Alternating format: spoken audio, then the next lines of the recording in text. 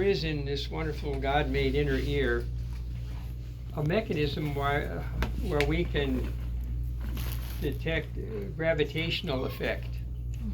And it comes about with little tiny weights. Sometimes patients will call them crystals. The technical term is otoconia. They've been studied under the electron microscope, and they're fascinating. There's a bunch of them in a couple critical places in the inner ear, and they look like little pieces of chalk that someone might be using on a blackboard that get stubbed off. And they collect on the surface of a structure called the macula. And there's two places in the inner ear. Some of this you don't have to remember. There's a saccule and a utricle. And it sticks there on this sticky substance. These little tiny little, they're composed of calcium carbonate. And it's a sensory structure. And because of weight, it's influenced by gravity. So if you're going up in an elevator, it's a weight that you're raising against a membrane that's got a little stickum on it. And if that stickum has some neuroepithelium below it, it's going to stimulate that and send all these wonderful signals to the brainstem. So you know you're going up, going down, going to the side.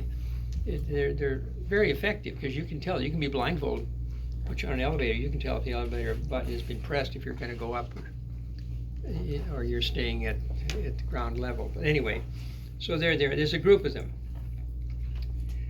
If they come loose and they have weight to them, they have to fall somewhere. They just don't stay there, and they're in this fluid called endolymph. They're in this endolymph fluid, and they fall down because there's a weight mechanism to it.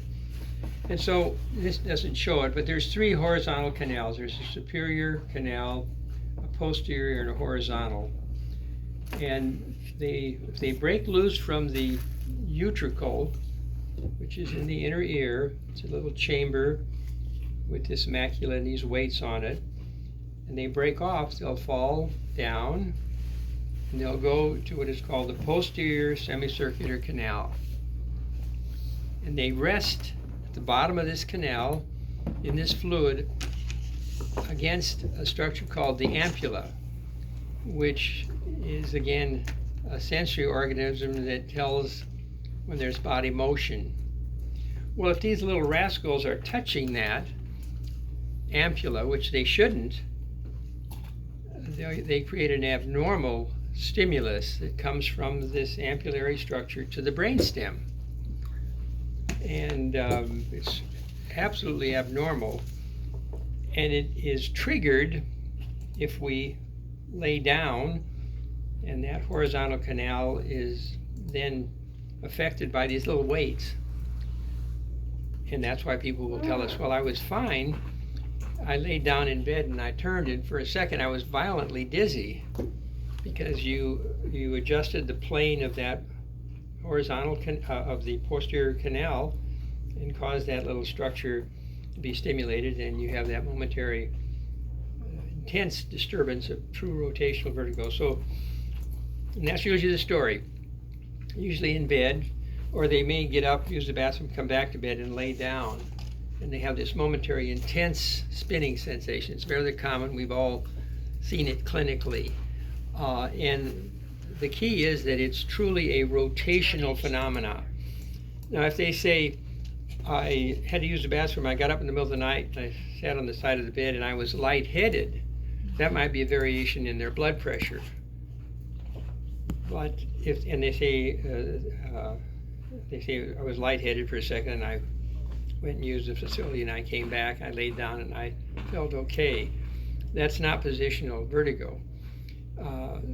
If they had stood up quickly to go to the bathroom and were in a bit of a spin, or came up from a horizontal to a vertical position and were in a bit of a spin, then you'd consider that possibly positional vertigo. Certainly if they went back to bed and lay down, they'd have it. So it's very straightforward in terms of getting a history, particularly if they're any type of historian, they'll be able to tell you that. Or it can also happen if they happen to be upright and have to look underneath the dining room table, or if, in some people, if they throw their head back real far to get something off of the shelf in the kitchen or something, and they have a true sensation of spin, well, then it's obviously an abnormal impulse from the inner ear. And so it's common, no doubt about it. And it's usually short, it's intense, short, and then disappears, only to come back again if you get into that same position. The only cause that we know is been recorded and is predictable is head trauma. You can have enough head trauma to shake these little otoconia loose from the macula. You can shake them loose. Otherwise, they happen spontaneously. It's not related in any way. You've heard this before. It's not related to hypertension, vascular changes anywhere in the body. It's not related to anemia or anything. Not related to any known medications of any sort. But trauma can be a factor. Otherwise, they're just unexplained disturbances. So once you have enough information from the patient that makes you think of positional vertigo, you have to take them through this standard test named after two neurologists from England called Dr. Dix and Dr. Hallpike. They were English neurologists. And if you go back, you can actually read their writings back in the 1930s. They're remarkable because that's when they really took time to write out things in detail, and they're available to read. And they're the ones that came up with the finding. And the finding, of course, is that you could do a simple maneuver, and the signal that came from the inner ear went to the eyes, so you had this wonderful feature called nystagmus. And they picked that up when they did this Dix-Hallpike maneuver, and something we've all done or seen done. So anyone who is complaining of positional vertigo, get as much information as you can from that individual, particularly if there's any question of head trauma, because that can be a factor, and how long they've had it, and what particular maneuver strikes and bothers them. It's usually in bed, turning a certain way, or just turning in bed to look at the alarm clock, see what time it is. I can set it off. Once you have that data, then you should say, well, you can ask the traditional questions. Are you having any problem with hearing? They'll say, no, not from these episodes I'm having. Any drainage from your ear? No. Any unusual pain? No. And then do this Dix-Hallpike maneuver. And the question is, how should that be done? Well, obviously, you're doing this maneuver to demonstrate in your exam if you can pick up the symptom that the patient can voice to you, but also you're checking for nystagmus.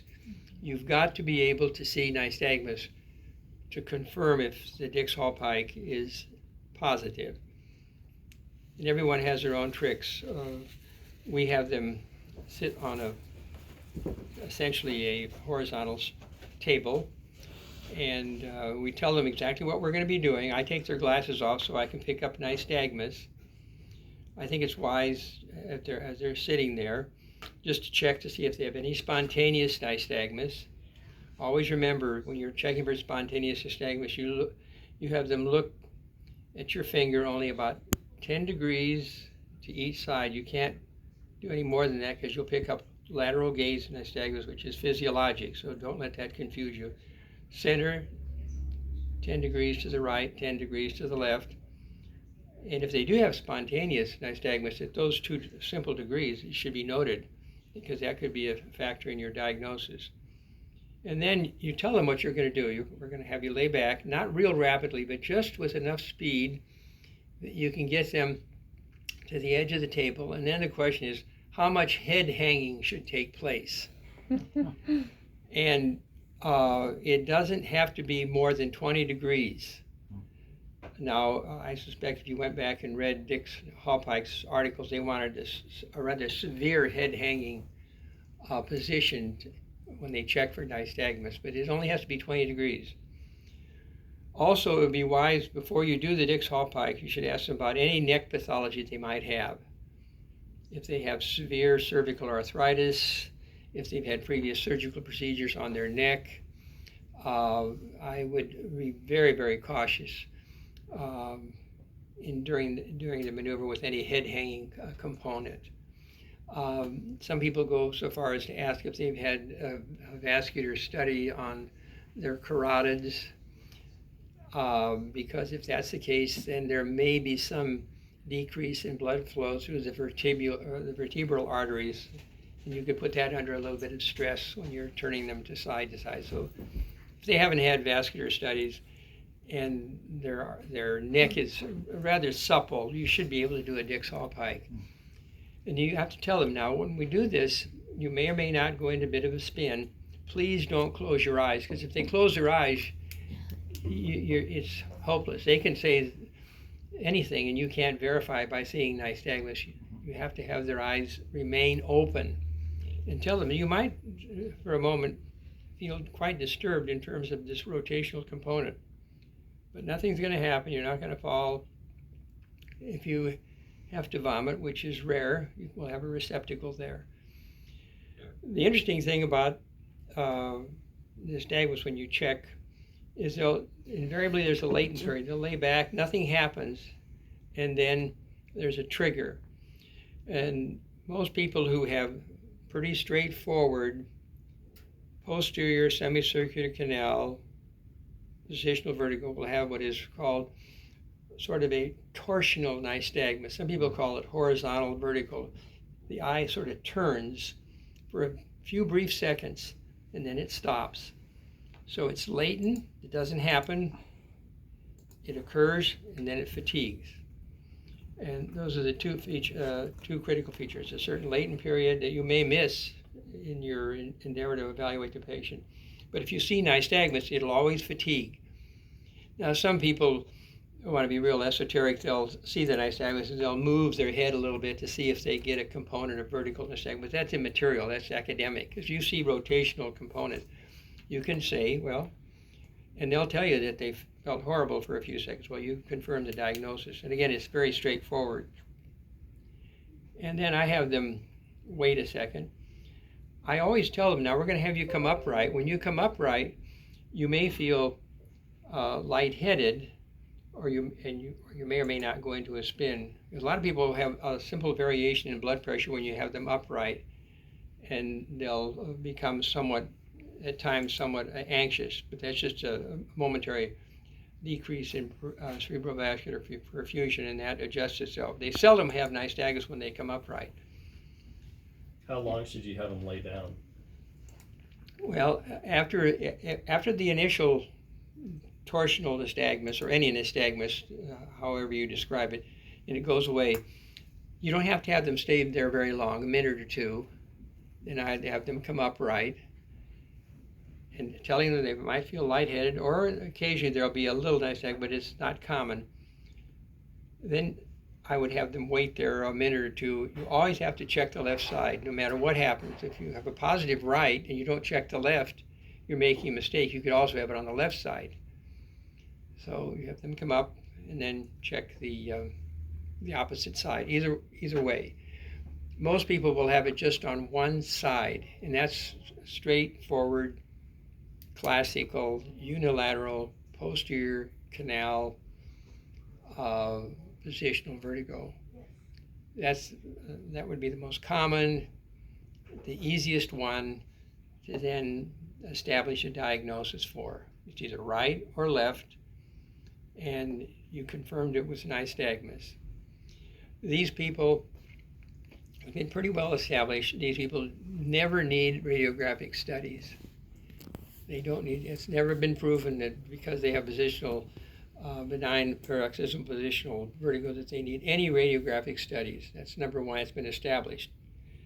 To check for anything else, don't do it. It's just a waste of financial resources as far as medical care. Number two, it's pretty well established these people should not be treated with antihistamines, or any of the benzodiazepines. I would not treat them. And the argument there is that these people are positionally unstable, and if you sedate them even further with these medications, you can cause them to have a disturbance and fall and fracture something.